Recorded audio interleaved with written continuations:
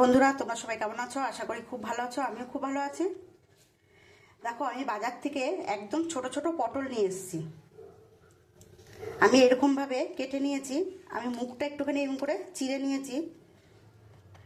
তা আমি আজকে এই পটলের সর্ষে দিয়ে পেঁয়াজ দিয়ে ঝাল করব। চলো তোমাদের দেখাই। এখানে আমি সর্ষে আর কাঁচা লঙ্কা বেটে রেখেছি, আর এখানে দুটো পেঁয়াজ কুচিয়ে রেখেছি। আমি কড়াইয়ের মধ্যে তেলটা দিয়ে দিয়েছি। আমি এবার পটলগুলো দিয়ে দেবো তেলের মধ্যে। আমি পটলগুলো একটু লাল লাল করে ভেজে নেব। আমি এর মধ্যে একটু হলুদ দেবো, হলুদ দিয়ে আমি ভাজবো।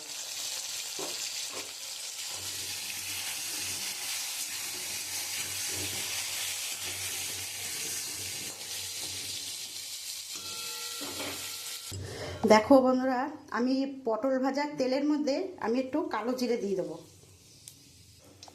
আমি এবারে পেঁয়াজটা যে কেটে রেখেছি, আমি পেঁয়াজটা দিয়ে দেবো।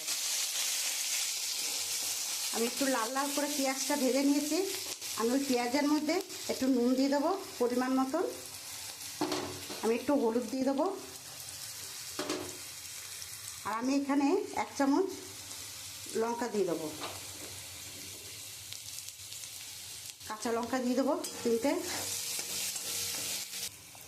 আমি এটা সর্ষেটা যে বেটে রেখেছি, আমি এটা এর মধ্যে দিয়ে দেবো।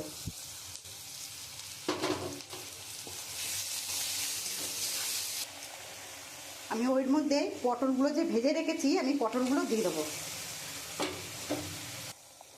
দেখো বন্ধুরা, এর মধ্যে আমি একটুখানি চিনি দিয়ে দিচ্ছি। আমি মশলাটা দিয়ে পটল দিয়ে খুব সুন্দর করে কষিয়েছি। এবার আমি পরিমাণ মতন জল দিয়ে দেবো। দেখো বন্ধুরা, আমার পটলের ঝাল হয়ে গেছে। আমি এবারে নামিয়ে দেবো।